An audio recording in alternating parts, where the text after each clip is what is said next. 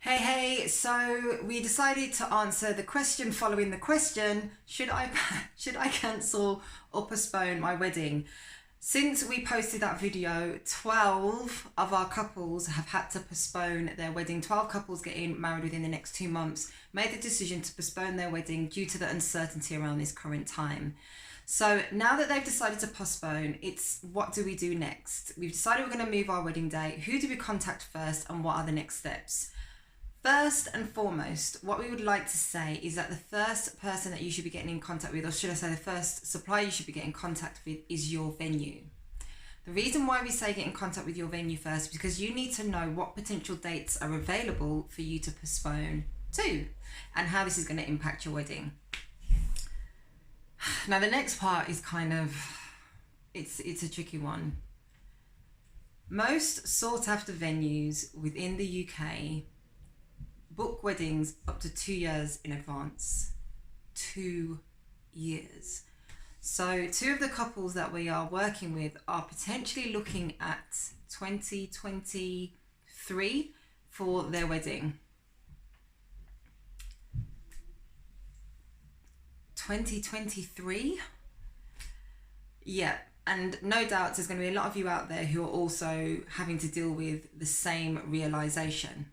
So what do you do? Okay, so we had to strip it right back. You have to look at why you're getting married and what your priorities are. Now, there's going to be a lot of people out there and a lot of people in your circle and family members, etc., who are going to be like, oh, well, you're getting married to celebrate your love and it's all about you too. And as long as your family and friends are there, it's all fine. And these are completely valid reasons. I bet you thought I was going to say something else. These are completely valid reasons.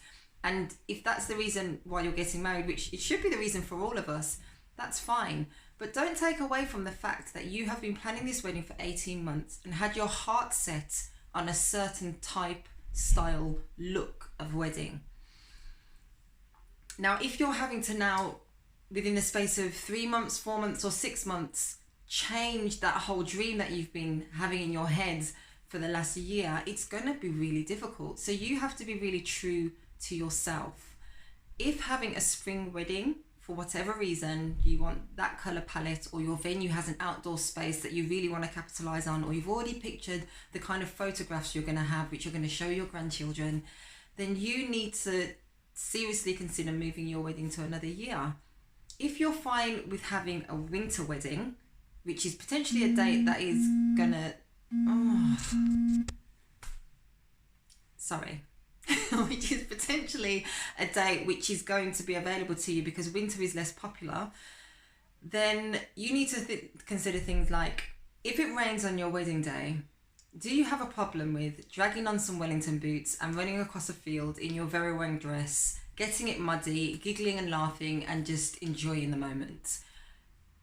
Not every bride can say, yes, that's them. Now, we love Wellington pictures of brides running across a field or anywhere and just embracing the rain and doing all of their pictures with the mist and the pictures and what have you, and it can create really nice moments. But if that is not you, then that's just not you. So the first thing that you need to do is, when you're contacting your venue and they're potentially giving you alternative dates, think about whether or not those dates work for you, if it works for what you want for your wedding day. And as a couple, decide whether or not that's the route you're going to take, or if you're going to just completely decide to go with the following year or the year after or even the year after that, so that you can have the day that you initially had your heart set on. So you've contacted your venue. They've given you three potential venues. They've given you three potential dates that you can move your wedding to. The next step is to contact your other suppliers. So your florist, your cake maker, your photographer, even your bridal dress company, because your fitting dates will change. Contact all of these suppliers and say, hey, this is the days that we've been given to move our wedding to. Are you able to postpone the wedding date for your services to that date? And you'll get a load of responses back from photographers, cake makers and all the rest of it saying, hey, yep, that date works for us and that date works for us. We're happy to go ahead and we'll move it and we'll schedule it in right now. But you will get the odd two suppliers and vendors. You will get the odd two who do not have availability for that day. Now, wedding season runs from May, and this is peak wedding season, runs from May all the way through to, I'd say mid-September, definitely the end of August.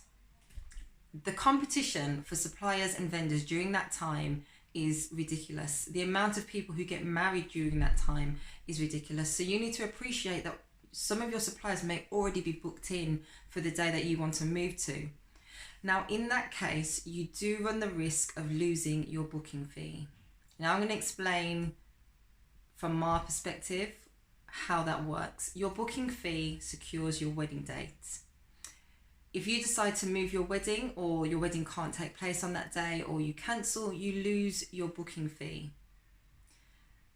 The reason behind the booking fee is that if someone else inquires about your wedding date, that booking fee says that you've committed to going ahead with that supplier and vendor, and that money secures them turning away other business in the event that you do cancel or postpone. Now, obviously, this time is a really awkward time, and it's going to have to be decided on a case-by-case basis. Some of your suppliers and vendors will be able to potentially give you your deposit back or your booking fee back, but they are not obligated to do so. So if they say to you, unfortunately, we can't, you need to take that into consideration, that you may lose some money. It may be that some of those suppliers and vendors can recommend you to someone else, or they have teams whereby they can give you someone else. So if you've got a photographer and this photographer's got a great name and you want him specifically, but he's unavailable, his understudy or someone else from his team can potentially fulfill the booking and come and photograph your wedding. That's another question that you can ask at that time, but it's definitely something that you will have to potentially face. You're not going to be able to always move the entire wedding to another day and every single supplier and vendor be available for that day. If you have your heart set on a photographer or a florist, and they are your key priority for your wedding over even your venue, then the first call to make will be to that photographer or that florist and say to them, listen, we're going to have to postpone.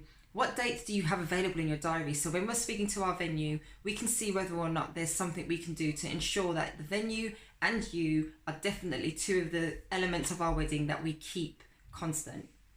So you've spoke to your venue, you've got dates, you've contacted your vendors and suppliers, and they're all available. What do you do next? Now is the time to contact your guests. So some of you may be thinking, well, when we decide to postpone, I'm going to send everyone out a message and I'm going to let them know we've postponed. Watch this space. We're going to give you all of the information that you need in due course. And if you want to do that, that's fine. But for me, I feel that it's worked better for our couples to come to terms with postponing their wedding and the dates that they're moving to and the adjustments they're having to make before they have a bombardment of questions from close family members, your bridal party, as to what happens now, when are you moving to, I've got to go on holiday on that day, or I'm doing this, or I'm doing that. Next is you inform your guests, because if you do speak to your guests and certain guests can't make it, again, that's something that you're just gonna have to deal with.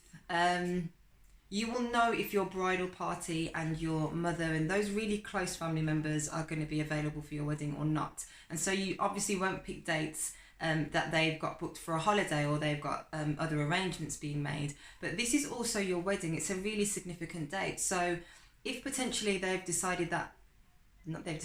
accepted an invitation to celebrate someone's birthday, for example, and you have to move your wedding to that day, and the birthday was based in London, but the wedding's based in, I don't know, Lancashire. I'm not saying that they have to cancel the birthday over your wedding, but everyone's circumstances are different. You need to just take into consideration the wedding couple, you two and nobody else. And then move forward with everything else. When informing your guests, a lot of our couples are like, I'm going to rip my hair out. It was so hard doing the guest list. Never mind the seating plan. Now I have to get all of that information together and send everyone out a message. There are some amazing apps out there that you can use which will make this step really efficient. Try, for example, Paperless Post.